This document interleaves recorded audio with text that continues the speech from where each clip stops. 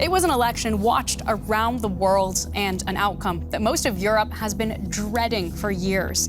Former U.S. President Donald Trump is headed back to the White House with little standing in his way this time. He's promising his next administration will deliver a radical agenda that puts America first. So what does a new Trump presidency hold in store for Germany? It's facing its own fresh elections after the governing coalition collapsed on the same day as the U.S. race was called. This week on To The Point, we're looking at Trump's triumph. What does it mean for Germany?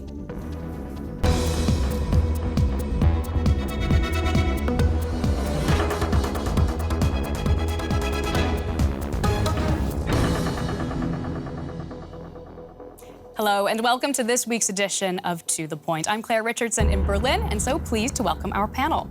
We have Josef Braml, a U.S. expert, Brandon Bohrn from the Bertelsmann-Foundation, and Rachel Tausendfreund from the German Council on Foreign Relations. Very warm welcome to you all. Thank you so much for taking the time. Brandon, let's start with you. This is the second time the world is going to see a Trump administration. How much more effective do you think he and his administration can be this time around? I think it's a completely different scenario than 2017. He has, of course, taken the Senate at this point. It's likely that the Republicans will take the House. The key here over the next months is, the Supreme Court as well. There are two Supreme Court justices that are older as well. Who's to say what'll happen in those 3 years? But, I heard something yesterday that really stuck with me. In 2017, they had the House, they had the Senate, they had the presidency, but they didn't quite have the agenda, and they're likely not going to make the same mistake this time around. They're going to come ready to go. Ready to go. So, Joseph, Germany also in its own political upheaval at the moment. The same day as Trump's victory was announced, we had Chancellor Olaf Scholz sacking the finance minister. That's caused the government coalition to collapse. Can you tell us what's going on here and how that connects? Claire, I think these two events are connected. Germans realized, the Chancellor realized, talking to Macron, oh my God, it's Trump. He means business. It's not going to be business as usual, so we need a lot more money. And that actually was the breaking point of the coalition. His smaller coalition partner doesn't want to spend some more money, so he's still frugal about it, but frugality won't save us in this new world because America won't be there for us. We have to realize that. I think the one is the cause for the other. Now we have to talk business, and hopefully we're as well prepared here in Germany by the time he is in office as this new Trump team will be. So Trump was the invisible man in the room as the coalition Let's call him the elephant. Fighting amongst itself. Yeah. Since he's a Republican. Yeah, it's fitting. Rachel, we've said that this infighting's been going on for months. It sounds like, though, the timing of the government coalition collapse in Berlin is not purely a coincidence. Yeah, it might not be a coincidence. I think what we're also seeing across the Atlantic is it's difficult times to be doing politics, and it's difficult times for parties, especially who are taking things seriously. And it's really a problem for me. What I worry about looking at the German situation is part of what helped Trump is the idea of many Americans that the government is just not delivering for them. And this chaos right now, hopefully they find a good solution and they provide good answers. But if they don't, you have the same problem in Germany, that people are going to increasingly have the idea the normal parties, the non-populist parties, they can't deliver. All right. Well, Donald Trump's most ardent supporters actually see him as a savior. After winning the election, Trump made himself out to be a messiah-like figure. Here he is speaking about the attempt on his life at a Pennsylvania campaign earlier this year. Frankly, this was, I believe, the greatest political movement of all time. There's never been anything like this in this country, and maybe beyond. And now it's going to reach a new level of importance because we're going to help our country heal. Many people have told me that God spared my life for a reason. And that reason was to save our country and to restore America to greatness. So, Brandon, putting America first, is that part of the promise to make America great again? What benefits does it actually offer Trump supporters, would you say? Well, I think that's the big question over the next couple of years. You know, the idea of having baseline tariffs of 10 to 20% on all imports coming into the country, that was Kamala Harris's selling point that, look, these costs are going to come down to consumers in the United States. America First policy, you know, in many ways, a trend towards isolationism, a trend away from multilateralism on the international stage puts the United States in a more difficult position. The U.S. needs actors like the European Union to, you know, counter Russia, China, global adversaries. So, Rachel, if Americans are indeed going to feel this when they go shopping, if the price is passed on to consumers, just to look at the tariffs, for example, is it a good deal for America, this America First brand of nationalism? Does it strengthen the United States position? I mean, I don't think so. Especially tariff policies are going to be very expensive. But there is this sense among a lot of Americans, especially Americans whose main foreign policy experiences with the wars in Afghanistan and Iraq, that the U.S. needs to stop being so active in the world and needs to spend a little bit more time fixing things at home. And that's part of what helped Trump win. And there are elements of that you know, that are needed. So we'll see. Yeah, that idea that resources that had been spent elsewhere, especially abroad with American foreign policy, now will be redirected to help people at home. Do you think that holds water, Joseph? Will Americans and Trump supporters actually feel the effect and see the benefits of this realignment? They will be in for a disappointment. I wouldn't call it isolationism, it's protectionism, and the old school Republicans would have called that a tax for consumers. That's what tariffs are. So the chicken will come home to roost and will be more expensive. No chicken in every pot for everybody, to rephrase a former president. So it will be costly, it will drive inflation, and China is out there. So you can make the argument, maybe we didn't really focus on the real threat. We're too much absorbed with the Middle East. That's why America drifted toward Asia, pivoted toward Asia, but now America learns we have to go back. There is chaos there, but the truth could be maybe we are witnessing the end of Pax Americana. The Middle East is not really a place where America is calling the shots any longer because it is focused too much on China. But what America will have to learn, China is also related to the Middle East because they're schmoozing up to the Saudis and to much more. So China is gaining ground, and even in Europe. And so this Trump administration and former administrations who have been focusing too much on China will have to learn China as a world power. And if you want to compete with a world power, you have to be engaged in the world, as America has been in the good old days we still remember fondly. All right, so tariffs, America's role on the world stage. What will a new Trump administration mean for the rest of the world? Well, seeing back in the White House is something that political leaders here in Germany, at least, and also in most of Europe, have been fearing for years.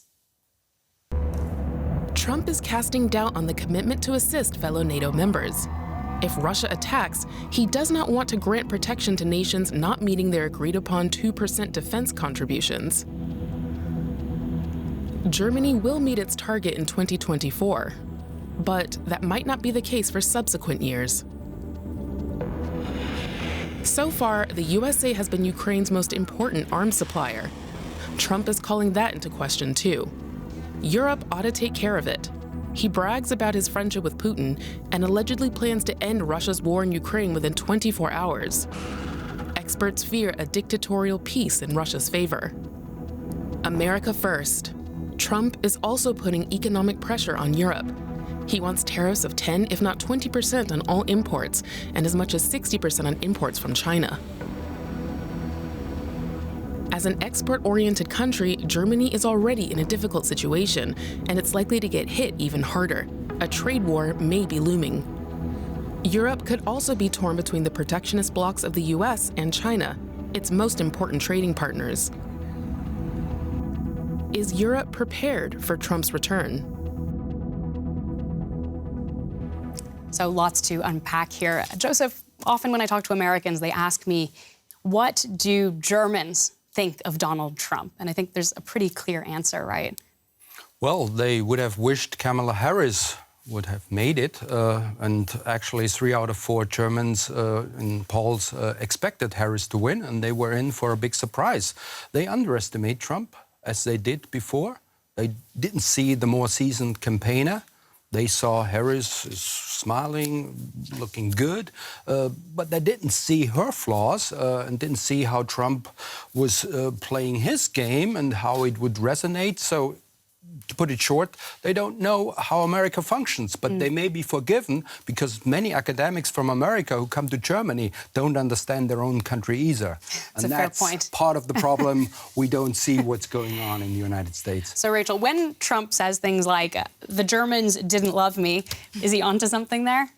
Oh, he's definitely onto something there, and the Trump team doesn't really love the Germans either. So it's a mutual it's a mutual problem, and I think we can expect similar things in the second term. It's going to be a problem for Germany. Germany is often the kind of target of Trump's ire and his teams, and especially something like the tariff policies he's suggesting for an export economy like Germany is, it's going to be particularly expensive. So it's trying times now for the European allies of the U.S. Yeah, it certainly is. I mean, this, as we've said, has long been a nightmare for much of Berlin. Why do you think Germany and also Europe weren't better prepared for the return of Donald Trump? It's something we've been talking about for years. Absolutely. I mean, I think in many ways the preparation should have probably started a couple years ago. And, this year it seemed, that something we were trying to do also within my own organization, there was a push to say, hey, look at Project 2025, look at the plans out there. This is going to be here in short order. I think the Europeans in many ways will be tested in the next months to see if there's an appropriate response. And especially when it comes to things like defense and security, right? This is a conversation that's been going on behind the scenes. And yet, Germany is still very much dependent on the United States in many ways. Why do you think there was not more going on behind the scenes, Rachel? Because the things that need to happen on the European side are also difficult decisions. There's a kind of division among the Europeans of how exactly they want to be stronger. Do they want to do it through strengthening European defense industry, or do they want to do it through transatlantic cooperation and buying what's necessary from the US or South Korea? And until the Europeans can agree on this, it's hard for them to move forward. So I think everyone was just hoping, oh, we'll be saved again from these hard decisions. And that's not the case. And, if there's a positive, then maybe the Europeans will be pushed to make these hard decisions and move forward, as they should have done 2 years ago, at least. But, better late than never. Yeah, Joseph, do you think they will do that? Do you think this is going to force a change within the way Europe thinks about its own security? Trump will do the trick. I think with Harris, we would have been dozing for another 4 years, not realizing that the Pax Americana is over. America has, under any circumstances, more important business to attend to in Asia. That's where the economic challenger, the military challenger is. And America has limits too. It's the most powerful country on this planet, but it cannot attend to 3 theaters at the same time. It has to protect Israel. It has to focus on China, and Russia. That's going to be Europe's problem, and we better wake up now. Yet there were some analysts who said it didn't really matter who won, Trump or Kamala Harris, that this next administration in the United States would have marked a turning point in transatlantic relations anyway. Do you agree with that? I completely agree with that. Actually, with my American co-author, we are writing a book. Now we have to be faster. We have to be out the time is now. About the end of Pax Americana. I don't give you the exact title, and it would have come with Harris a little bit later. But with Trump, I think it's clear Trump will be a magnifier. How else could that be? So he will push history even further. I think we have seen the end of the protection by America for Europe. We have to grow up fast. So in that sense, was Biden perhaps the last American president who still really had a close personal relationship to Europe and who understood this alliance that was forged in the Cold War? Exactly. Joe Biden was born before NATO was even founded. I mean, he knows the transatlantic relationship, and I think he looks at the international order kind of with a transatlantic, point of view, so to say. But I think in many ways, Harris, she didn't have the same relationship to Europe. In her rhetoric, she's pro-EU, she's pro-NATO, she's pro-Ukraine. But, we had the congressional elections yesterday as well. Even if Kamala Harris had won and the Republicans had picked up the Senate, we would be in a very similar situation with a look to Ukraine, the difficulties that Europe would face from a U.S. ally in support in that conflict. Yeah, perhaps no one was watching this election more closely than Kiev, right? Ukraine, Rachel, we've heard Trump saying that he could end Russia's war on Ukraine in 24 hours. Do you think that's true? No, that's of course not true. But like his promises with Afghanistan, I think we should take the idea behind the sort of absurd statements true. He definitely wants to get an end to that war. He wants to end U.S. support for it. He's been very consistent about that. I mean, Zelensky, came out with a positive message. They're trying very hard to strengthen their relationship with the Trump administration, but I think they've been completely consistent on this point. Trump is going to want very quickly to end U.S. support and to push for an end to that war so that he can also call it his victory. 24 hours is obviously insane, but that it will be a top priority, I don't doubt at all. Okay. And Joseph, is that then an existential threat for Ukraine? It is an existential threat for Europe, if we understand it the right way. And I think Trump, the deal maker, will make a deal.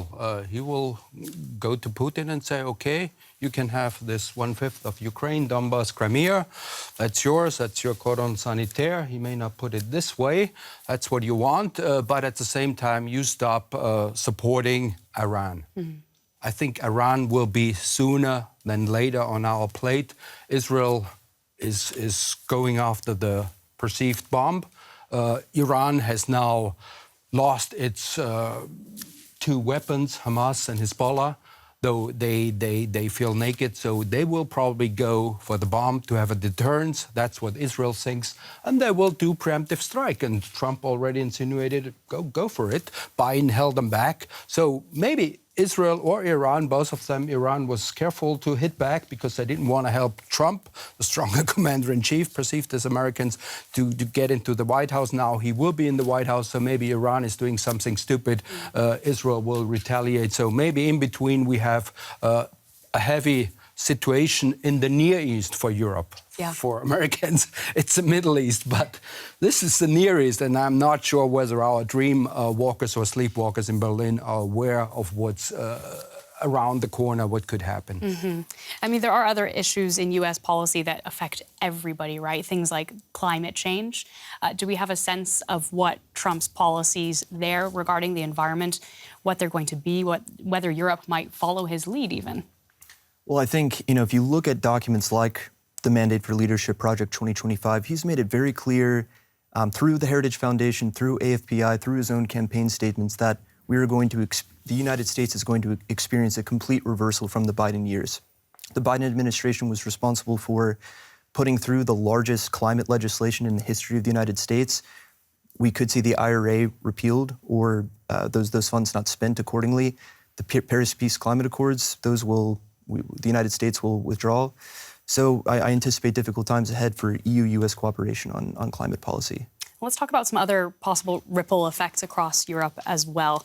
Rachel, do you think other right-wing populists in Europe will benefit from Trump's election, from him undoubtedly being in office? I think there can be no doubt that having a friend in the White House strengthens, first of all, those elements within their political landscape. It also gives them, messaging examples, and it destabilizes the governments in power, which also, again, strengthens their hand. So I think there are lots of ripple effects to this. Politics is only going to get more complicated in Europe in a time where also the challenges are growing. Yeah, as you suggest, some of them do share similar campaign promises, things regarding the cost of living, also attitudes peace toward immigration, toward peace in Ukraine, for example. Joseph, who do you think specifically will be watching Trump's election with great interest and perhaps admiration? Marine Le Pen, for sure, did. In France. I mean, she took the playbook, the alternative for Germany, AfD. Definitely look at him. I mean, they are basically the same as Trump without charisma. Maybe one day they will have a charismatic leader, and then we are really in trouble. And so many more in Europe. I mean, there's a dispute now whether it's Viktor Orban, who was the role model for Trump. Trump would dispute it, but definitely Orban now feels better. Good friend of his is now in the White House. He's already talking peace talks with the only European who has been talking peace talks about Ukraine with Trump. So I think these guys will be in good shape because the problems around are there. Trump has been abusing with populist means the problems that are there. So we need now governments that are effective. I'm waiting here in my own country to have a new government, and let's hope we get our act together. Yeah, it's interesting you mentioned Hungary. I do want to pick up on it just for a moment because Fiona Hill, a security advisor who worked under Bush, Obama, and Trump, she said that a system under Trump would be a Hungary on steroids. Do you agree with her assessment? I mean, what you have a Supreme Court, and, you know, these guys Trump has put on the bench, and you say there may be two more. I mean, they are conservatives fed by the Federal Society, so I'm not worried about the courts as I am with Hungary or even Poland was. So here, I think the Supreme Court, you have people that may be conservative on abortion, on this and that, states versus national, but they are principled people. So you have really people who know what they're doing. I don't think in Europe our courts are in that good shape as America is. I mean, you may disagree as a liberal this court is still, but compared to the situation in Europe, I definitely think the Supreme Court is in better shape, and I think that will be for the time being the only check on the I wouldn't say emperor, but on the powerful new guy in the White House. The judiciary will do its check and balance. Yeah. Rachel, I wish please. I had that confidence. I mean, the problem... It's a hope, Yeah, Rachel. okay, hope. I mean, I think the conservative justices are, you know, serious about some things, but one of the things they're serious about is unleashing executive power. They've been pretty consistent in this, and we also saw Three new ones are on that bench. Yeah.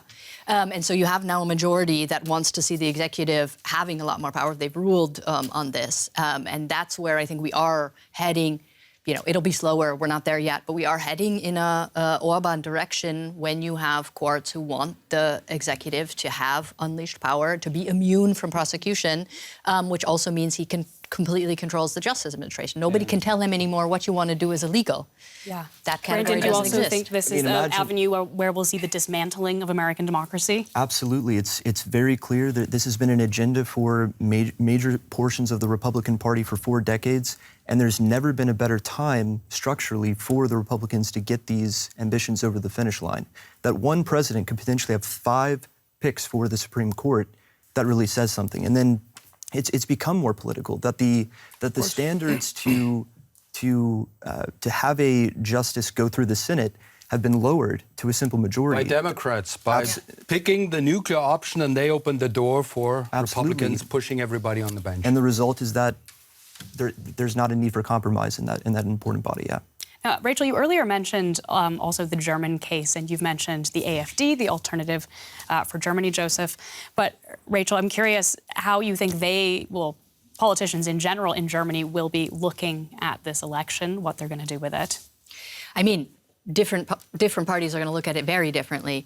But, for example, if you look at the success of the Sarah Wagenknecht party, part of their message is peace in Ukraine, and there they have really a mirror of Trump's policies. They also are promising that they can somehow resolve this, very quickly and easily without asking big or unreasonable sacrifices of Ukraine, or they just don't even care about the details. And so, for example, if the Trump administration pushes to end the war in Ukraine, you're going to have political pressure also on the German administration with upcoming elections. It's going to be hard to resist and hard to make that case. Yeah, is that also your view, Joseph? I think of a broader scenario coming back to the powers of the president and what we can then do. I mean, just imagine China is testing Trump in the intermedium, or Trump later on pushes more sanctions, controls more not only energy flows, trade flows, finance flows, and strangles China, and China blockades Taiwan. They won't try to cross 160 sea miles, but blockade it. Think of a Cuba crisis inverse. Then Trump is Be a very wartime dangerous president, moment. and inter arma silent legis. So not only the courts will be silent, but also Congress will be sucking up to the president. So you have a wartime president, and China and the U.S. is a difficult situation. So let's not forget the dragon in the room that's still out there. So just last thoughts, we're almost out of time, but Brandon, how will democracies in Europe then work with the Trump administration? We've got at least 4 years ahead to think about. Yeah, I mean, that's really the difficult road ahead. And I think looking at the... Sorry. Carry on, yes, please. You've got about 50 more seconds. All right, sounds good. With a look to Trump, I think when he looks at Europe in particular, he looks at Europe not through Brussels, he looks at it through bilateral relationships. That's where I see individuals like Orban, Fico in Slovakia. Alice Weidel was the first German politician to celebrate Donald Trump's victory yesterday. So, that's worrying, certainly, for democracies on this side of the Atlantic. You can call it divide and conquer. He did so before. Well, thank you so much all for the fascinating conversation. I really appreciate you being here. That is our show for today. We were speaking to Josef Braml, Brandon Bohrn, and Rachel Tausendfreund. Again, I'm Claire Richardson in Berlin. We hope you enjoyed the conversation. If you're watching on YouTube, let us know what you thought in the comments section. Thanks for watching, and see you next time.